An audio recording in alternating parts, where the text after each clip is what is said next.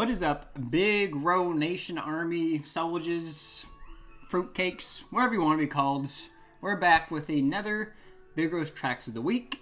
Normally, I'd want to be doing these on Friday after all the new music drops, but Mr. Omen13 here, I was waiting on him to drop his Project Web Weaver, which was supposed to come out yesterday. Still not out. If you want to listen to it, it is on YouTube, but not on streaming services yet. I just played you his, I guess, biggest song. I think it's time that I emerge. Well, I think it's time he drops this project. If you don't know Omen13, he's an underground artist I've mentioned in other videos before, associated with like the Bones, Xavier Wolf, Eddie Baker group.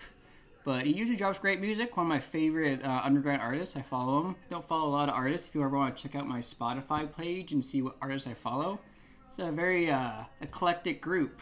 Very hard to get into my follow list. So check out Omen13's Project Web Weaver when it finally gets on streaming services. And in the meantime, you can look at some of his other projects. All good stuff. Alright, so let's get into the tracks of the week. Starting off with my first ever dishonorable mention, we have the Migos' new single for what I believe is going to be Culture 3, Give No Figs? You give no fuck? Whatever this is supposed to be. See, I usually don't like to give dishonorable mentions because I'm not usually going out of my way to listen to music I won't like. But I listened to this song expecting to like it with a Travis and Young Thug feature, but this song is just the most generic trap garbage I've ever heard. Like, even Culture 2 had listenable songs. A decent amount of listenable songs. I'll show you right here what songs I saved. Specifically Narcos, great song. And obviously, Open It Up I liked a lot, even though it was kind of just a rehash of, Count of the Dead, ha, who, ready to. But, this song, so forgettable. I'd be shocked if it even gets radio play in Atlanta. Like, Migos own Atlanta. I doubt this is getting any radio play in Atlanta. Garbage. Moving on to our first good single of the week, we have Polo G's Go Stupid featuring Stunna for Vegas, who, if you don't know, is a collaborator with DaBaby a lot of times, and Emily Chapa. Underground got blown up a lot. All three have great chemistry together. Great song. A lot of hype around it. Probably Polo G's best single since his blow-up single, Pop Out. So give this a listen if you haven't already. It is definitely blowing up. Probably Polo G's next song to get him on the charts. Next single, we have Kodak Black coming straight out of the prison cell with a Valentine's Day single, Because of You. If you're not a fan of Kodak's goofy crooning on his love songs, specifically on his Heartbreak Kodak project, I don't know if you'll like this song, but I personally am a fan of his goofy trash singing. It's kind of the charm of it. It's not great, but it's Kodak, so give this a listen if you like that type of style of Kodak. Our next single is Jerbo, In This Bitch, which it's a generic Jerbo song. He does his usual flow. If you listen to a lot of Jerbo, you know what I'm talking about. But he's got a good hook on this one. Definitely one of the better singles he released recently. I didn't really like a lot of the singles for his Sessions album, but hopefully this is a new step in the right direction because I like this song.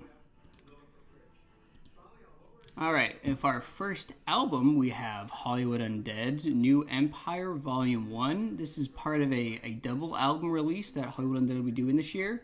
This first volume is a more rock-oriented project, while the second volume will be more hip-hop oriented. With this new rock version, I like a lot of these songs. The singles Time Bomb and Already Dead are both great. The other single, Empire, was one of the songs I didn't really care for in this album.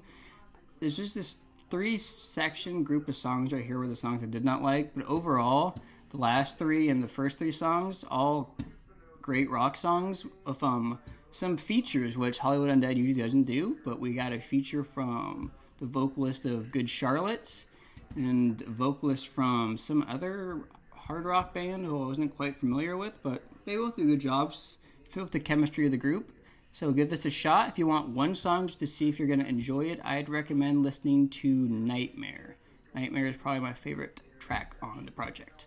Moving on to our next album, we have Boogie with the Hoodies Artist 2.0. Boogie with the Hoodie is I'd call him a melodic trap rapper from New York. Really big in the New York scene. Heard that everybody in New York loves to listen to him, but overall, this project, while long, coming in at 20 songs, is pretty good. The first half stronger than the back half, but all the features do their job. The Baby drops a verse on a song that, you know, kind of stretches the Boogie with the Hoodie's style. You know, he puts him into an uncharted territory, something he doesn't usually do. But all the other songs, he hits his wheelhouse, melodic songs with a kind of a dark, more moody vibe, talking about his broken heart. Oh, boo-hoo boogie. But overall, good album. Lil Uzi Vert's both features are good. Reply was a single. And what else was the other single I enjoyed? It was King of My City and Mood Swings, I believe, were the other singles. All good songs. I'd say the best song in the album probably be...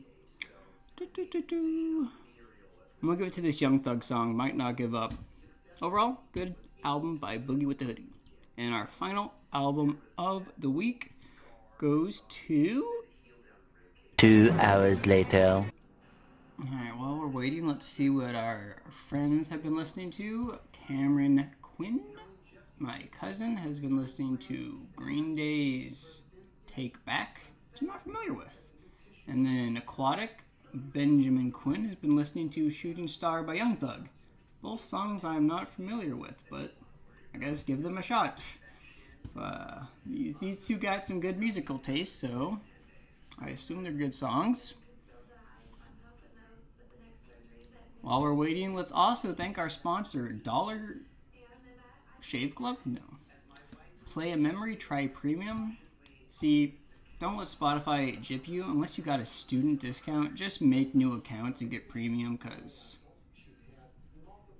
I don't like Spotify's model at all. They try too hard to make their normal basic accounts. Oh, look at our album, but I'll finish my Spotify rant.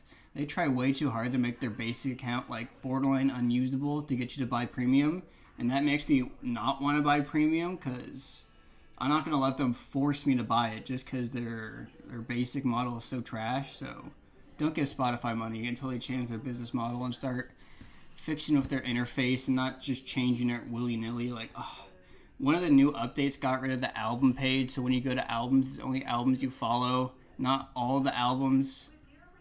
But that's for another video. Our final album of the week is Suicide Boy's new album, or mixtape. Ruby was calling it a mixtape, Scrim was calling it an album. I'm not sure exactly what it is, but it's good nonetheless. Stop Staring at the Shadows.